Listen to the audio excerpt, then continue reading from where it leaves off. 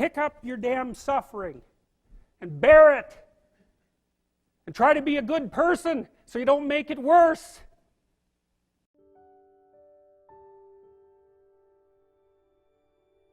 How do you reach a young person who's bought into the notion that life is meaningless?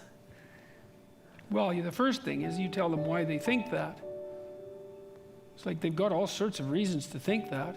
It's like life is hard. It's a crucifixion.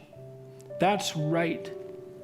And so it's no wonder they think that. It's like, okay, fine. First of all, we're going to take it seriously. Yeah, you're suffering and adrift, and you have your reasons.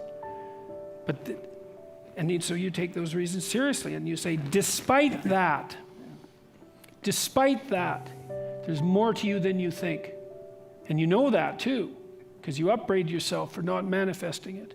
And you say to people, well, I ask people, for example, well, who do you admire? Because that instinct for admiration is part of the instinct for imitation. It's like, who do you admire? You admire people who are completely irresponsible. You admire people who can't take care of themselves. They can't even take care of themselves. Here's the most admirable person. Completely useless to themselves, maybe even counterproductive. Just a bloody catastrophe for their family. And like, what would you call? A social danger. Like, no one admires that. No one admires that. It's like you start minimally. Can you take care of yourself? At least that. That'd be the first thing. And then is there enough to you so that maybe someone else could rely on you now and then? And maybe a number of people, maybe your family. You could be the glue that holds them together and mends them. And then maybe there could be more to you than that. Maybe you could be someone for your community, and God only knows how far you could go with that. Those are the people you admire. It's like, well, try that out. See what happens. And start locally. Carl Jung said, this is one of my favorite Carl Jung quotes, he said, modern man does not see God because he will not look low enough. I really like that. It's not an accident that the axiomatic Western individual is someone who was unfairly nailed to a cross and tortured. It's like, yes, right, exactly. So what do you do about that? Well, I thought about that for a long time too. It's like, well, you don't get together in a damn mob, because all that does is allow you to be as horrible as you could possibly imagine and suffer from none of the consequences. That's a bad idea. So how about we don't do that? Well, there's a deep idea in the West too. It's like, pick up your damn suffering and bear it and try to be a good person so you don't make it worse. Well, that's a truth. You know, I read a lot about the terrible things that people have done to each other. You just cannot even imagine it. It's so awful. So you don't want to be someone like that. Now, do you have a reason to be? Yes.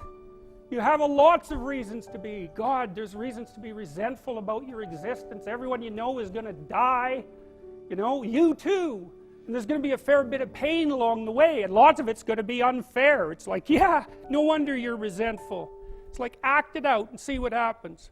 You make everything you're complaining about infinitely worse.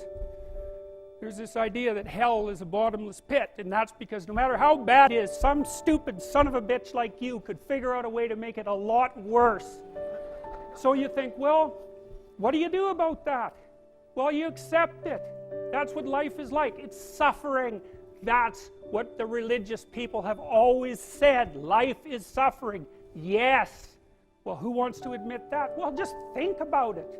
Well, so what do you do in the face of that suffering? Try to reduce it. Start with yourself. What good are you? Get yourself together for Christ's sake, so that when your father dies, you're not whining away in a corner, and you can help plan the funeral, and you can stand up solidly so that people can rely on you. That's better. Don't be a damn victim. Of course you're a victim. Jesus, obviously. Put yourself together. And then maybe if you put yourself together, you know how to do that. You know what's wrong with you, if you'll admit it. You know there's a few things you could like polish up a little bit. that you might even be able to manage in your insufficient present condition. And so you might shine yourself up a little bit, and then your eyes will be a little more open, and then you can shine yourself up a little bit more, and then maybe you could bring your family together instead of having them be the hateful, spiteful, neurotic, infighting batch that you're like doomed to spend Christmas with. So then you fix yourself up a little bit, kind of humbly, because, you know, God, you're a fixer-upper if there ever was one. And then you got to figure out, well, can you figure out how to make peace with your idiot brother? And probably not, because he's just as dumb as you, so how the hell are you going to manage that? And so then maybe you get somewhere that way, and your family's sort of functioning, and you find out, well, that kind of relieved a little bit of suffering, although it reduced the opportunities for spiteful revenge, and that's kind of a pain in the neck. And so then you get your family together a little bit, and you're a little clued in then, at least a bit, because you've done something difficult that's actually difficult. You're a little wiser, and so then maybe you could put a tentative finger out beyond the family and try to change some little thing without wrecking it. It's like, our society is complex, and we teach our students that they could just fix it. It's like, go fix a military helicopter and see how far you get with that. It's like, what are you going to do? You're like a chimp with a wrench. Whack! Oh, look, it's better. It's like, no, it's not better. Things are complicated, and to fix things is really hard. And you have to be like a golden tool to fix things, and you're not. So, and that's the other message of the West. It's like, how do you overcome the suffering of life? And I'm not saying it's only the message of the West. How do you overcome the suffering of life? Is be a better person. That's how you do it. Well, that's hard. It takes responsibility. And I think, you know, if you said to someone, you want to have a meaningful life? Everything you do matters. That's the definition of a meaningful life. But everything you do matters. So you're going to have to carry that with you.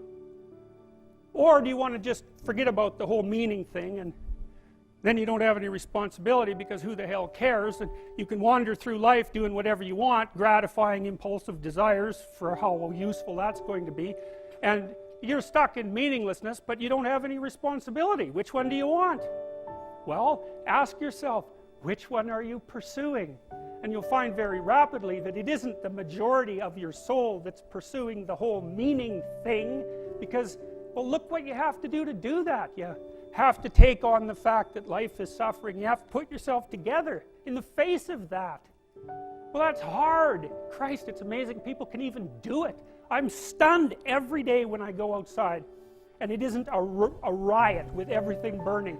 Because really, God, you talk to people, it's like, I knew this guy, he'd been in a motorcycle accident, and it really ruined him, and he was like a linesman, you know, working on the power, and he was working with someone who had Parkinson's disease, and they had complementary inadequacies, and so two of them could do the job of one person, and so they're out there fixing power lines in the freezing cold, despite the fact that one was 3/4 wrecked with a motorcycle accident and the other one had Parkinson's. It's like, that's how our civilization works. It's like, there's all these ruined people out there, they've got problems like you can't believe. Off they go to work and do things they don't even like, and look, the lights are on. My God, it's unbelievable. It's a miracle. It's a miracle. And we're so ungrateful. College students, the postmodern types, they're so ungrateful.